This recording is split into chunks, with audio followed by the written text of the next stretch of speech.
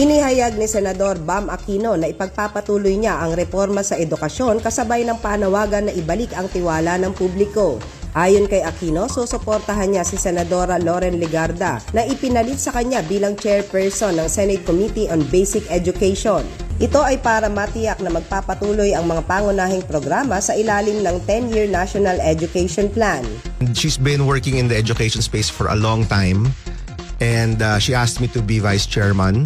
And sabi ko naman, our office will turn over all the research, all the studies, all the bills that we've prepared. And I hope that she will continue to do that. I hope that she will also fight for the budget in the same way we fought for the budget last year. No?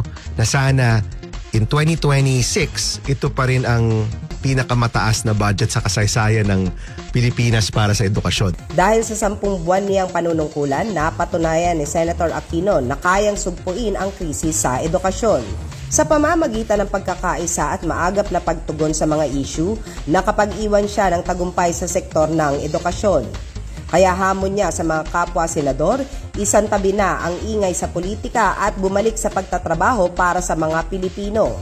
Sa ilalim ng kanyang pamumuno, itinala ng Senado ang makasaysayang 1.34 trillion pesos na pondo para sa edukasyon ngayong 2026. Ito ang pinakamalaking budget na inilaan para sa nasabing sektor.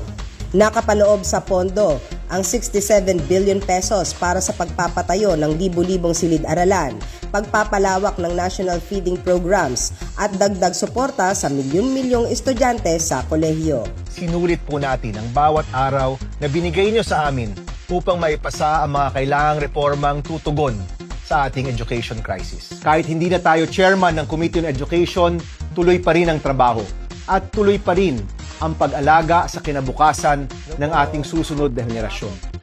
Dahil ang laban po para sa edukasyon, hindi dapat tumigil dahil lang sa politika.